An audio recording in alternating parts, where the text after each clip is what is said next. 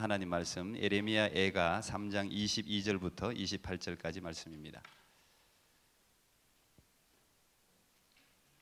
예레미야 애가 3장 22절부터 28절.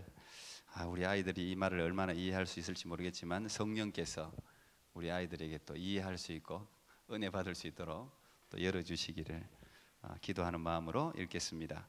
예레미야 애가 3장 22절부터 28절까지. 우리는 지금 지난주부터 기다리는 사람들 시리즈로 오늘 두 번째 소망 없는 자리에서 이런 제목입니다. 하나님의 말씀 한 절씩 교독하고 마지막은 같이 읽겠습니다. 여호와의 자비와 긍휼이 무궁하심으로 우리가 진멸되지 아니함이니이다. 내 심령에 이르기를 여호와는 나의 기업이시니 그러므로 내가 저를 바라리라 하도다.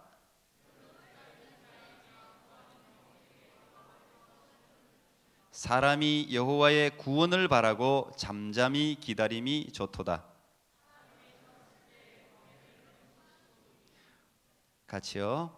혼자 앉아서 잠잠할 것은 주께서 그것을 메우셨음이라. 아멘. 오늘 갑자기 연합으로 우리 아이들과 함께 예배를 드리게 되어서 제가 메시지도 또 갑자기 바꿨습니다. 아무래도 아이들하고 같이 예배를 드리니까 좀 아이들에게 맞게 예배를 좀 진행하도록 하겠습니다. 오늘 제목은 소망 없는 자리에서, 이런 제목입니다. 저도 아이들이 있어서 그런지 모르겠는데 이렇게 뭐 조이아이의 꿈동산, 익투스, 뭐 대학생들도 마찬가지고 우리가 2부 예배에서도 제가 설교 외의 이야기를 자꾸 하게 됩니다. 아이들 보면 자꾸 뭔가를 이야기를 자꾸 하려고 해요. 이 말을 안 해야 되는데 해도 애들이 뭐 다 한 귀로 듣고 한 귀로 흘리는 잔소리가 될 수 있는데 이게 부모 병입니다. 자꾸 애들만 보면 뭔가 자꾸 이야기를 해주고 싶어요. 아이들은 제발 나보다는 잘 되어야 할 텐데, 내가 실수를 반복해서는 안 될 텐데, 내가 경험을 했던 그 아픔을 우리 아이들은 경험하지 않았으면 좋겠는데, 이제 이런 아버지 어머니의 마음이 자꾸 이제 아이들을 보면 이야기를 하게 해요. 아이들은 그걸 자꾸 잔소리라고 하는데, 물론 이제 잔소리로 사람은 변화되지 않습니다. 되도록이면 안 하는 게 좋습니다. 그래도 보면 또 나오니까 뭐 할 수 없죠. 오늘 또 보니까 제가 조금 이야기를 제 개인 이야기를 조금 하겠습니다. 또 죄송하지만 또 제 개인의 이야기를 하는 것을 이해해 주시고 들어주시면 좋겠습니다. 사실 제가 요 초등학교 때 지각이 있고부터 좀 불평이 많았던 것 같아요. 불평이 많았다는 것은 제가 뭐 입는 옷이 마음에 안 들어서, 먹는 음식이 마음에 안 들어서 이런 걸로 불평해 본 적은 거의 없는 것 같아요. 제가 가지고 있었던 불평은 사회적 부조리. 초등학생이 사회적 부조리, 사회적 불평등. 꽤 똑똑했던 것 같아요. 제 아버지가 사업에 실패를 하고 그때부터 가정이 파탄, 몰락해서 뭐 고향을 떠나고 뭐 하여튼 이사를 자주 다녔습니다. 집이 가난해졌던 거죠. 제 기억에 뭐 잘은 모르겠는데 제 아버지는 항상 일을 하러 나가셔서 제 기억에 잘 없고, 아버지는 집에 있었던 적이 별로 없고, 어머니도 때로는 남의 집 식모 같은 생활을 했던 것 같은 그런 기억이 있어요. 어쨌든 우리들을 이렇게 먹이려고 뭐 여기 있는 대부분의 어른들이 다 그런 고생을 하셨는데, 집이 그 사업 망하고부터는 하여튼 가난해졌어요. 그런데 집이 상당히 가난했는데, 죄송합니다, 제가 국민학교라 그랬죠. 그때는 3학년 때부터 6학년 때까지 전부 계속 반장을 했습니다. 별로 안 놀라죠. 여기 반장이라는 게 뭔지를 모르니까. 사실 그때 치맛바람이 있고 이렇게 했는데 가난한 아이가 뭘 반장하기가 쉽지 않은데, 어쨌든 제가 3, 4, 5, 6 다 반장을 했어요. 그때 6학년 선생님이 그 전혀 결혼을 하지 않은 선생님인데 제가 아직도 이름이 기억이 나요. 재순이 선생님이라고 제가 한번 찾아도 봤어요. 그 선생님이 저를 상당히 이렇게 사랑해 주셨는데 그 제 어려움을 뭐 이렇게 우리 가정에 와서 어쨌든 간에 좀 이렇게 공부를 할 수 있도록 도우시려고 많이 하셨던 것 같아요. 그분이 저를 불러서 하신 말씀이 지금도 마음에 이렇게 남아 있는데 6학년 때입니다. 준호야, 세상을 너무 부정적으로 보지 말고, 또 준호 또 있네. 너 꼭 기억해. 이런 값 해야 된다. 준호야, 세상을 너무 부정적으로 보지 말고 긍정적으로 봐라. 긍정적으로 봐라. 사실 네가 열심히 공부하면 세상을 바꿀 수 있잖아. 뭐 이런 이야기를 해주셨어요. 그러니까 제가 반장을 했으니까 선생님하고 뭐 자주 이렇게 이야기를 나눌 기회가 있었고 해서 아마 저를 파악해서 그런지는 모르겠는데 제 마음 깊은 곳에 그런 게 있었어요. 마음 깊은 곳에. 근데 지금 저도 아이들에게 똑같은 이야기를 하는 것 같아요. 우리 아이들 보고 부정적으로 보지 마라. 항상 긍정적으로. 마치 이제 목사들도 마찬가지입니다. 성도들 보면 뭔가 자꾸 이야기를 하게 돼요. 자꾸 이제 포지티브한 생각을 해라. 저도 원래부터 그렇지는 않았습니다. 어쨌든 좀 이 세상의 이런 부조리에 대해서 제가 뭐 구체적으로 여기서 할 수는 없으니까 여러 부분에 제가 상당히 일찍 이 세상에 눈을 떴어요. 그러다가 저희 누님이 먼저 교회를 다녔는데 저희 누나가 아마 그때 중학교 1학년 때 일찍 성령세를 받았던 것 같아요. 근데 여자가 자꾸 성령세를 받으면 교회를 자꾸 가잖아요. 그럼 밤에도 간단 말이에요. 제가 이제 장남이니까 저를 부모님이 스파이로 교회에 보냈습니다. 너희 누나가 도대체 교회에서 뭘 하는지를 좀 지켜봐라. 뭐 남자가 생겼는지 도대체가 아무리 뭐라 그래도 교회를 자꾸 가니까 그래서 너 지켜보고 있다가 끌고 와라, 데리고 와라.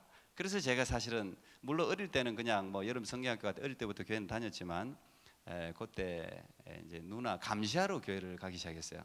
근데 가니까 뭘 뭐 연습을 하고 뭘 하고 너무 오래 있어요. 그러면 교회에서 전 조는 거예요 이제. 그래서 졸기도 하고 자기도 하고 그랬어요. 그러다가 덜컥 제가 중학교 2학년 때 성령 세례를 받았습니다. 제가 이제 성령 세례를 누나 감시하러 갔다가 사실은 성령 세례를 이제 받게 됐는데, 근데 이 성령 세례를 받으면 세상에서 똑똑하다고 하는 사람들은 멍청해집니다. 멍청해진다는 이야기, 바보가 된 것 같이 느껴져요. 지금도 마찬가지입니다. 가령 유명한 대학에서 공부를 굉장히 잘하던 학생이 예수를 믿게 되고 성령 세례를 받잖아요. 그러면 주위에서 사람들이 너 갑자기 왜 이렇게 바뀌었어? 너 왜 이렇게 멍청해졌어? 이제 이런 이야기를 듣게 돼요. 공통적으로 그렇습니다. 왜 그런지 아세요? 그건 세상을 향한 날카로움이 무뎌집니다. 이 성령 세례를 받으면 무뎌져요. 세상을 향한 아주 날카로운 비판력이 이게 무뎌져요. 그리고 세상을 바라보는 시각이 달라져 버려요. 세상을 보면서 어떤 존재와 목적 외에 아주 사소한 일에는 관심을 꺼버려요. 성령을 받게 되면 별로 크게 옛날에는 그거 막 그거 가지고 그냥 따지기도 하고 어떻게 하기도 했는데 그런 게 없어져요. 더 큰 목적을 향해서 영원한 목적이 생겨버리기 때문에 그 목적에 관계되지 않은 일들은 그렇게 대수롭지 않게 생각을 하게 되기 때문에 세상의 사람들이 보면 좀 멍청해진 것 같이 보입니다. 제가 지금 이제 돌이켜 보니까 그랬던 것 같아요. 제가 성령 세례를 받고는 아주 날카로운 비판이 없어졌어요. 세상이 아름답고 긍정적으로 보이고 더 높은 표대를 향해서 나가기 때문에 주의 뭐 이런 것에 대해서 크게 신경을 쓰지 않았던 것 같아요. 그러고 난 뒤에 이런 이야기를 그때 누가 좀 해줬으면, 제가 선배가 없었습니다. 교회에 제가 거의 최고 선배였고 저를 이끌어주는 사람이 크게 없었어요. 그래서 이런 이제 영적인 체험의 과정들이 왜 그런지에 대해서 좀 설명을 좀 제가 들었었으면 조금 어떻게 되었을지 모르겠는데 그런 게 없었기 때문에 그냥 성령세를 받고 그때부터 성경책을 제가 굉장히 열심히 읽었어요. 기도회 뭐 예배 말할 것 없이 열심히 참석했고, 그러다 보니까 자연스럽게 어떻게 됩니까? 성적이 떨어집니다. 그래서 꽤 공부를 반에서 1, 2등은 했습니다. 근데 성적이 떨어져요. 그때부터 성경을 굉장히 열심히 봤는데, 그때 성경과 함께 제가 보던 책들이 있습니다. 자꾸 이제 제 자랑 같죠? 예. 중학교 때 제가 본 책들입니다. 죄와 벌, 도스토옙스키의 죄와 벌이라든지, 예. 나다니엘 호손의 주온 글씨라든지, 예. 그 당시 한국 책으로는 손양원 목사님의 일대기를 다룬 사랑의 원자탄을 제가 중학교 때 봤습니다. 굉장히 큰 감동을 받았죠. 그리고 지금도 제가 이제 그 내용, 이 앞에 내용들을 다 알 수는 없는데, 그러나 지금도 계속 기억에 남는 것은 톨스토이의 책들입니다. 바보 2반이라든지 전쟁과 평화, 사람은 무엇으로 사는가, 그 다음에 이 톨스토이의 단편, 그 쇼트 스토리 컬렉션이 있어요. 아주 단편 소설들이 있습니다. 그 내용들은 짧으면서도 굉장히 사람의 심금을 울리는 내용들이 많아요. 그 중에 몇 가지를 지금도 제가 기억하고 있어요. 그 중에 이제 한 가지가 세 가지 질문, three question, 세 가지 질문이라는 내용이 있습니다. 제가 이렇게 제 이야기를 장황하게 한 이유가 있습니다. 여러분 여기 앉아 있는 우리 초등학생, 중학생, 고등학생, 이 진짜 골든 타임이에요. 굉장히 중요한 시기예요. 왜? 제가 그때 읽었던 책들은 지금도 기억에 박혀 있어요. 그냥 그때 읽었던 책들이. 그 이후의 책들은 훨씬 많이 읽었어요. 그런데 남는 게 별로 없어요. 성경 외에는 남는 게 별로 없어요. 그리고 그때 이 죄와 벌이라든지 뭐 이 사실 그 노벨 문학 전집이 우리 집에 가난했는데 그게 어떻게 왜 있었는지 모르겠는데, 하여튼 그 책들을 꺼내서 제가 많이 읽었는데, 그 내용들이 보통 이제 1800년대에 쓰여진 책들이에요.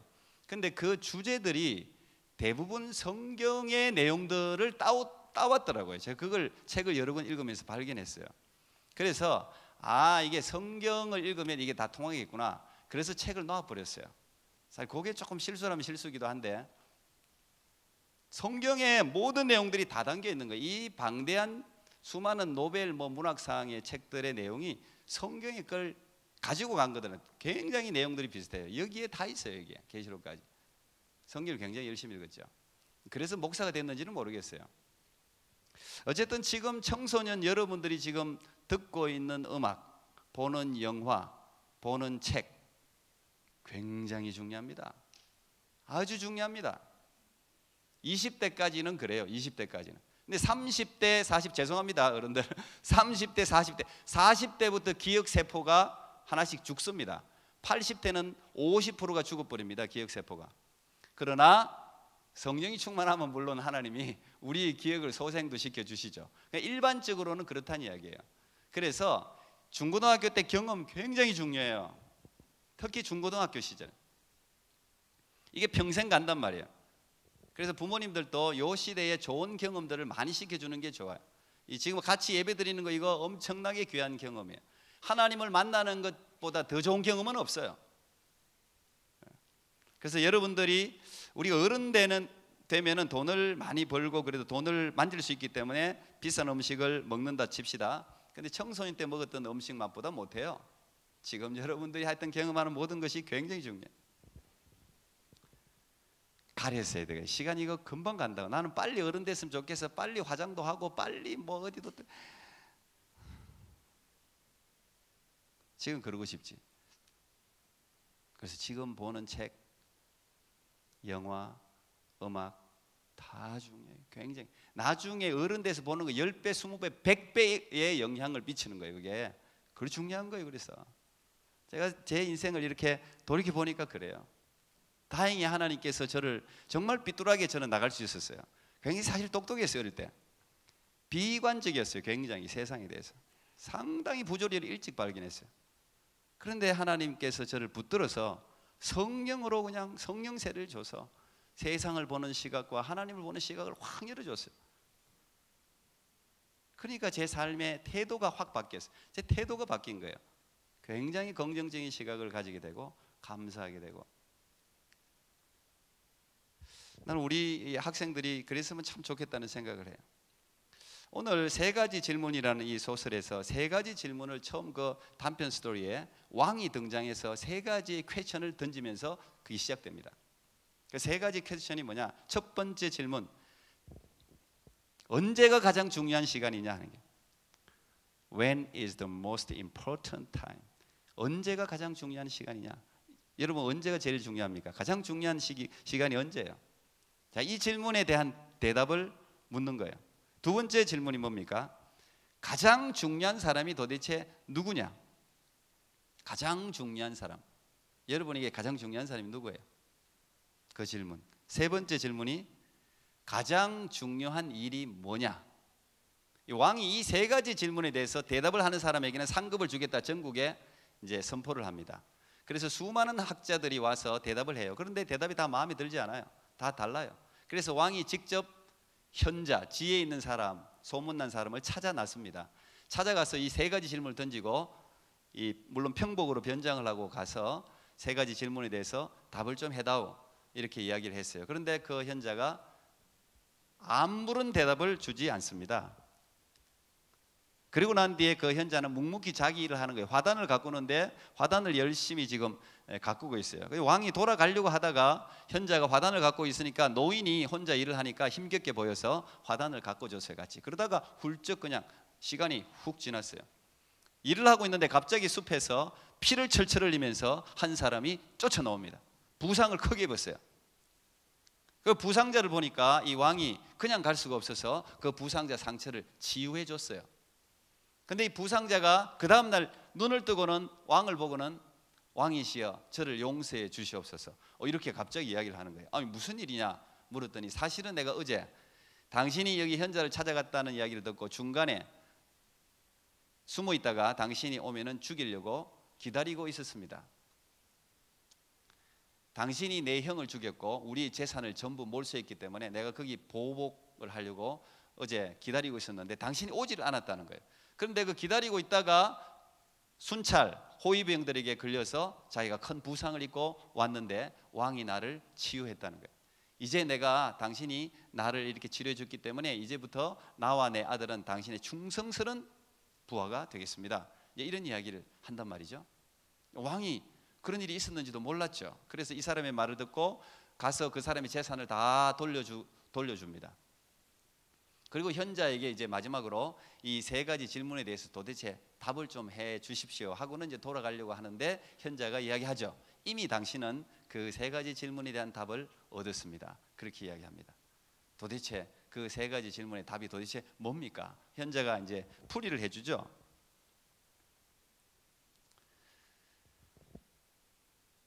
당신이 만약 내가 일을 하고 있는데 화단을 정리하는 일을 돕지 않았다면 당신은 저 매복되어 있는 저 사람에게 분명히 살해당하고 말았을 것입니다. 그런데 당신이 여기서 일을 하고 또 부상당한 사람들을 치료해 주면서 그 사람의 생명을 구원해 주고 오히려 그 사람이 당신의 충성스러운 종이 되었습니다. 그래서 세 가지 질문에 대한 대답을 이렇게 정리해서 해주죠. 언제가 가장 중요한 시간이냐? 언제입니까? 언제가 가장 중요한 시간이에요? 지금이라는 거예요. 지금, 현재, now. 누가 가장 중요한 사람입니까? 지금 바로 당신과 함께 있는 사람. 지금 바로 옆에, 자, 옆 사람 인사하겠습니다. 네가 내게 가장 중요한 사람이야. 인사하겠습니다. 당신이 내게 가장 소중한 사람입니다. 뭐가 제일 중요한 일입니까? 지금 할 수 있는 대로 선행을 베푸는 거, 그게 가장 중요한 일이라는 거예요. 이런 식의 톨스토이의 이 많은 이 단편이 있는데 이런 식이에요. 굉장히 짧지만 굉장히 깊이가 있어요. 저는 오늘 이 기다림에 대해서 이야기하는데, 사실 이 오늘이라는 이 시간, 사실 지나가면 절대 올 수 없는, 맞이할 수 없는 시간이에요. 그리고 이 오늘의 이 시간이 모여서 결국은 영원을 이루잖아요. 오늘 만나는 사람, 이 사람에게 최선을 다해야 되는 거예요. 여러분, 사실 가족이 소중한 거예요. 가족은 대충 해놓고 남들을 사랑하는데 있을 수 없는 일이에요. 교회 가족 소중한 사람들이에요. 옆에 있는 사람을 소중하게 대하면, 자기에게 찾아온 사람을 소중하게 대하면 자기의 생명까지도 구원받을 수 있어요. 자기가 하고 있는, 할 수 있는 일에 최선을 다하면 바로 그 최선을 다하는 사람을 하나님이 주목해서 보시고 끌어올리세요. 아, 나는 하나님이 언젠가, 나는 한 방에, 요즘 젊은 사람들은 전부 한 방에 뭘 다 하려고 그래. 한 방에. 그래서 적석 복권, 복권도 예전에는 제가 한국에 있을 때만 해도 주택 복권은 일주일씩 기다렸거든요. 그 일주일 기다리는 재미라도 있었는데, 뭐 그렇다고 제가 복권 사고 그런 건 아닙니다만, 예. 근데 요즘은 일주일 못 기다립니다. 사람들이 바로바로 긁어야 돼요. 예. 그래서 한 방을 다 기대. 한 방.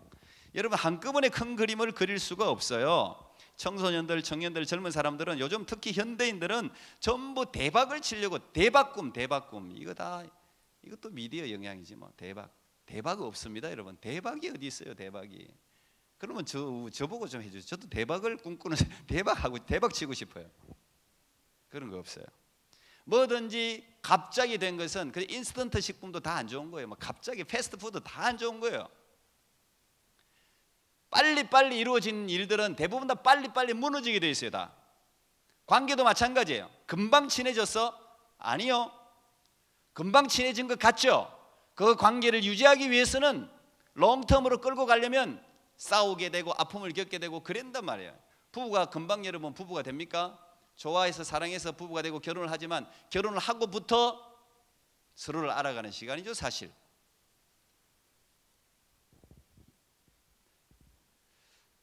그래서 요즘 너무 이 젊은이들이 조급하고, 이 나이가 든다는 게 제가 보니까 뭔가를 기다릴 줄 아는 여유를 가지게 되는 거더라고요. 인생을 살아보니까, 아, 그래 저것도, 사람들 다 어른들이 이야기하잖아요. 그래 저것도 언젠가 지나가. 젊은 사람들은 지금 저걸 놓치면 어떻게 지금 저 찬스를 놓치면 다시는 나한테 오지 않을 텐데 조급하고 불안하고 그렇단 말이에요. 젊은 사람들이 그래요. 근데 인생을 자꾸 살다 보면, 그래 그때는 죽을 것 같은데 잠깐 숨 한번 쉬고 눈을 한번 감고 한번 그냥 참고 기다리고 있으면 지나가요. 다시 또 오르막이 올라온단 말이에요. 내리막만 있는 게 아니라 인생은 절대 그렇게 되지 않아요. 하나님이 그렇게 만들어 놓지 않았어요. 항상 다운이 있으면 업이 있게 마련이에요. 그 시점까지 내가 기다려야 돼. 준비하면서 기다려야 돼. 때는 와요, 항상. 그래서 기다리는 게 너무 이 현대인들은 부족해요. 여러분, 하나님은 우리가 뭐라고? 하나님은 영원하시다. 하나님은 영원하시다. 우리 그렇게 이야기하잖아요. 우리도 이터널 라이프, 영생을 얻기 위해서 지금 우리가 믿음을 가지는 거 아닙니까? 여러분, 영원하다는 건 뭐예요? 모르지 뭐. 우리가 영원하다는 게 뭔지를 모르죠, 사실은. 계속 뭔가 시간이 자꾸 이어지는 건데 이런 개념이 없죠, 우리가 영원. 근데 영원하다는 건 어쨌든 길어. 일단 하여튼 영원이 뭔지 모르겠지만 길어요. 하여튼 여러분, 우리는 길어도 100년이에요. 요즘 뭐 100세 시대라고 하니까 100년 산다고 칩시다. 100세가 엄청 긴 것 같죠. 그런데 여러분, 어르신들 물어봐요.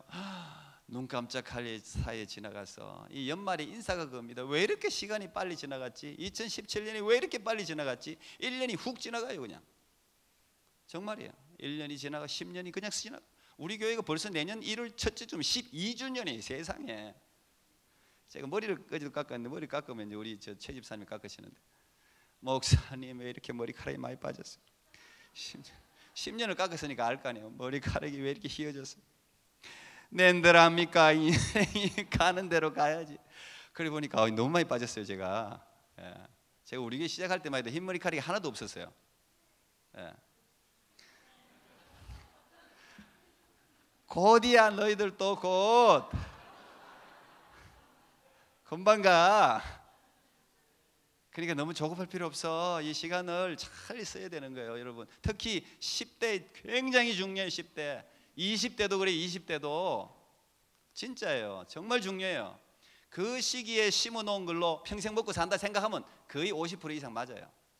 그걸로 살아요. 내가 우리 애들 보고 맨날 그래. 야, 3년 죽었다고 공부해. 그냥 한 3년만 죽었다 생각해. 그냥 그러면 50년이 편해. 50년이. 물론 이제 이 캐나다의 삶이 뭐 공부로만 결정되는 건 아니에요. 근데 공부든 뭐든 주어진 일에 열심히 하란 말이에요. 자기에게 주어진 이 현재 충실하란 말이에요. 지금 만나고 있는 사람에게 최선을 다하고, 예배도 마찬가지예요. 이제 우리가 이 중요한 시간에 예배에 왔으면 예배에 최선을 다해야 되는 거예요. 예배에 올인해야 되는 거예요. 이 한 시간 얼마나 중요합니까, 여러분? 그러면 하나님이 거기에 은혜를 주시는 거예요. 우리는 인생, 하나님은요 영원하기 때문에 우리 인생 전체 100년 아무것도 아니에요. 하나님은 1000년이 하루 같고 1000년이 하루에 하나님한테는. 우리 100년이 얼마나 하나님 앞에는 뭐 짧은 시간입니까? 그러니까 여러분의 100년의 시간, 우리 중고등부 한 것처럼 마스터 플랜을 하나님이 가지고 있단 말이에요. 그러니까 우리는 지금 어떻게 될지, 다음 미래를 모르니까 우리는 지금 조급하고 이거 안 되면 어떡하지 하는데, 하나님은 영원, 우리 인생 전체를 계획하고 계시단 말이에요. 지금 네가 힘들어도, 지금 네가 고난 가운데 있어도, 지금 네가 실패한 것 같아도, 지금 네가 좌절하고 지금 못 일어날 것 같아도 내가 좋은 계획을 가지고 있단 말이에요. 지나가면 온단 말이에요. 지나가면 10년이 길 것 같지만 그렇지 않아요. 가요. 하나님이 우리를 계획하시고 이끌어 가신다는 것을 믿어야 되는 거예요. 그러면 기다릴 수 있어요. 오늘 이 예레미야, 여러분들이 예레미야 읽은 이 예레미야는 정말 기가 막힌 상황 가운데서 노래하고 있는 거잖아요. 한 나라가 망해버렸습니다. 전쟁을 했는데 졌습니다. 바벨론이라는 나라와 전쟁을 했는데 힘이 없어서 완전히 무너졌는데, 어느 정도로 오늘 여러분들 예레미야 예가를 1장부터 읽으면 처참하게 무너졌습니다. 임신한 아이들 배를 가르고 유부녀들을 유린하고 성에 불을 지르고, 여러분 가정에 전부 불을 지르고, 사람들이 굶어가지고 얼굴이 새까맣게 그냥 다 배가 고파서 다른 사람, 다른 아이들 자녀를 잡아 먹기도 하고 처참합니다. 그런 게 다 기록되어 있어요 여기. 근데 이 예레미야는 그걸 미리 예언한 사람이에요. 너희들 이 나라가 망한다, 무너진다, 없어진다, 회개해라, 돌아와라. 그런데 예레미야 말을 안 듣고 있다가 완전히 무너졌거든요. 근데 그걸 바라보는 예레미야가 얼마나 마음이 아프겠습니까? 이걸 바라보면서 눈물을 흘리면서 내 눈에 눈물이 마르지 않으며 하면서 눈물을 펑펑 울면서 죽어 있는 시체, 막 길가에 시체를 묻을 사람도 없어요. 묻을 사람도 없어. 막 넘어 죽어 있는데 묻을 사람의 시체가 냄새가 나고 벌레가 막, 그런 걸 바라보면서 지금 예레미야가 눈물을 흘리면서 노래하고 있는 게 이 예레미야 예가예요. 우리나라도 지금 아까 우리 허문영 권사님도 기도하셨는데, 핵전쟁, 뭐 전쟁이 나면 끝입니다 여러분. 전쟁 나면 안 되죠. 내가 어느 통계를 봤더니 요즘은 전쟁 나면 그 나라가 회복하는데 30년에서 50년이 걸린대요. 전쟁하면 나면 끝이라는 이야기예요. 그 나라는 일어나기 어렵다는 이야기예요. 그런데 이 완전히 죽어있는 시체들을 바라보면서 예레미야가 이렇게 노래하는 거예요. 여호와의 자비와 긍휼이 무궁하심으로 우리가 진멸되지 아니함이니이다. 그 절망 가운데서도 이 예레미야가 미래를 보는 거예요. 그렇지, 하나님은 무궁하심으로, 하나님은 영원하심으로. 우리는 지금 이 현실을 보면서 진짜 낙심되고, 하나님은 도대체 살아계신 겁니까? 하나님이 살아계시다면 이스라엘 백성들이 이렇게 죽어서 됩니까? 저 이방인들에게 이렇게 처참하게 짓밟혀서 됩니까? 얼마나 불만이 많겠어요. 여러분, 때때로 그럴 때가 있어요. 때때로 부모가요 자식들을 사지로 몰 때가 있어요. 때때로 더 강하고 더 아름답게 그를 키우고 양육하기 위해서 때때로 모른 척할 때가 있어요. 일부러 고난 가운데로 밀어넣을 때가 있어요. 왜? 그래야 더 강해진단 말이에요. 무조건 도우면 안 되잖아요. 나방이 여러분 도우면은 날개가 생길 수가 없어요. 날을 수가 없어요. 도우면 안 돼요. 아무리 안타까워도, 아무리 돕고 싶어도. 저도 그럴 때가 있어요. 아이들 보면서. 그때는 부모가 더 가슴 아프지. 이빨을 깨무는 거예요. 그래 아이야, 그러나 응원하는 거죠. 마음속으로. 얘야, 그 고난을 이겨야 돼. 힘들어도 버텨야 돼. 조금만 지나면 할 수 있어. 그걸 이겨야 너 더 큰 수많은 앞으로 살아갈 너의 세상에는 얼마나 큰 고난들이 많은데, 얼마나 낙심할 일들이 많은데, 얼마나 유혹이 많은데, 그걸 이겨내야 네가 다음 더 큰 것도 이길 수 있어. 그런 마음으로 부모가 응원을 하면서, 그러나 더 아픈 마음으로 바라본단 말이에요. 하나님이 그런 거예요. 왜? 이스라엘 백성 이들은 놔두면 안 되는 거예요. 완전히 죄 가운데 휩쓸려 가지고 더 나쁜 극악한 죄 가운데 들어가기, 완전히 패망할 거기 때문에 하나님이 바벨론에게 붙여갖고 70년 동안 포로 생활을 하게 해요. 그리고 새롭게 그들을 다시 올려보내잖아요. 우리 인생 가운데도 하나님 이렇게 길게, 여호와는 무궁하심으로, 그러나 우리는 절대 완전히 패배하지 않습니다. 왜? 하나님이 살아계시니까, 우리 인생을 붙들고 계시니까. 여러분 특별히 중고등부 대학생들, 청년들, 젊은이들은요 너무 빨리 포기를 해요. 너무 빨리 포기를 해. 아니에요. 인생은 언제든지 역전될 수 있어요. 완전히 바뀔 수 있어요.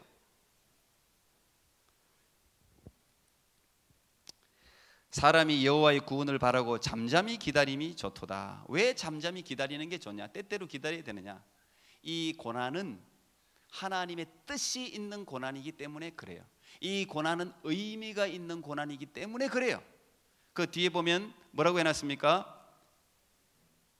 젊었을 때에 멍에를 매는 것이 좋으니 하나님이 메어 주셨단 말이에요. 이걸 하나님이 계획해. 이 전쟁, 우리는 막 이렇게 하나님이 살아계시다면 어떻게 내게 이런 일이 일어날 수 있어? 어떻게 내가 이렇게 실패할 수 있어? 아니에요. 하나님이 살아계시니까 그렇게 하는 거예요.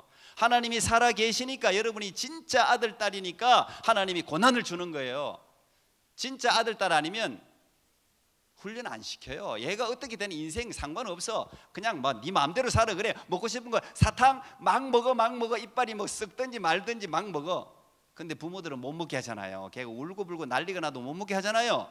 왜? 사랑하니까. 고난도 마찬가지. 고난은 하나님이 사랑하니까 진짜 자식한테만 고난을 주는 거예요. 그걸 견디게 하는 거예요. 그래서 하나님이 메워줬단 말이에요. 하나님이 허락했다는 거예요. 그 말은 무슨 말입니까? 하나님이 함께하고 있다는 거야. 내 고난 가운데, 내 아픔 가운데, 내 절망 가운데, 내 이 외로운 마음 가운데 하나님이 함께하고 있다는 거예요. 언젠가 내가 너를 들어 사용할 거야. 내가 너의 인생을 역전시킬 거야. 그런 하나님의 멋진 계획이 그 안에 있다는 거예요. 그래서 사람이 잠잠히 기다림이 좋도다. 젊어서 멍에를 매는 것이 좋도다. 그 뒤에 보면 그가 비록 32절 33절 보면 그가 비록 근심하게 하시나 그의 풍부한 인자하심에 따라 긍휼히 여기실 것임이라. 주께서 인생으로 고생하게 하시며 근심하게 하심은 본심이 아니시로다. 본심이 아니란 말이에요. 본심이. 이걸 기억해야 돼요, 여러분. 이걸. 하나님은 살아계십니다. 하나님은 정말 영원하시고 우리를 사랑하십니다. 이 톨스토이가 죽기 전에 1910년에 죽었는데 자기 딸 샤샤에게 이런 말을 했어요. 이 톨스토이가 물론 이제 러시아 정교에 대해서도 굉장히 비판적인 시각도 가졌지만 이 교회를 하나님 믿는 사람이에요. 톨스토이 이런 이야기를 했어요. 편지에 하나님은 한계가 없으시다. 모든 사람들은 그를 부분적으로 이해할 뿐이다. 진리는 오직 하나님께만 존재한다. 이런 말을 했습니다. 여러분, 우리가 알고 있는 하나님은 너무 작게 알고 너무 조금밖에 몰라요. 자식들은 특히 이제 부모님을 너무 모르잖아요. 부모님의 그 마음을 어떻게 알겠어? 조금밖에 모르거든. 그래서 애를 낳아보고 30대, 40대, 50대 이제 저 같은 경우는 이제 더 부모 마음이 더 절절하게 살아가면서 더 정말 생각이 나. 문득문득 생각나요. 그때 40대 그 아버지가 그때 삽 실패해가지고 고향으로 돌아왔을 때 마음이 이랬겠구나. 우리 애들 키우면서 마음이 이랬겠구나. 학비가 없을 때 마음이 이랬겠구나. 이런 게 막 살아가면서 생각이 나. 살아가면서 생각. 그래서 부모님이 돌아가셔야 효자가 되는 거예요. 부모님이 살아 계실 때 효를 다 해야 되는 거예요. 효를. 돌아가시면 소용이 없잖아요. 원래 우리 부모의 마음은, 하나님의 마음은 우리가 고생하는 게 본심이 아니야. 우리가 다 잘 되기를 바라는 거예요. 잘 되기를. 할 말은 많지만 우리 갈라디아서 6장 9절 같이 읽고 마치도록 하겠습니다. 같이 시작. 우리가 선을 행하되 낙심하지 말지니 포기하지 아니하면 때가 이름에 그두리라. 아멘. 소망 없는 자리에서도 하나님이 함께 계심을 꼭 기억할 수 있기를 바랍니다. 기도하겠습니다. 하나님 감사합니다. 오늘 우리 어린이들, 청소년들, 청년들, 우리 또 장년들 이렇게 아름다운 공동체를 허락해 주셔서 감사합니다. 하나님은 살아계시고 하나님은 우리를 향한 정말 멋진 계획들을 가지고 계신 줄 믿습니다. 비록 혹시 지금 힘들고 어려운 상황에 있는 성도들, 우리 학생들이 있습니까? 하나님, 그 어려움과 고난을 통해서 반드시 우리를 하나님의 멋진 용사로 빚어가시는 줄 믿습니다. 반드시 우리 인생에서 하나님이 승리하실 줄 믿습니다. 잘 기다리고 인내하며 주를 바라고 승리하는 주의 백성들 다 되게 해 주시옵소서. 예수님 이름으로 기도합나이다. 아멘. 우리 그 자리다.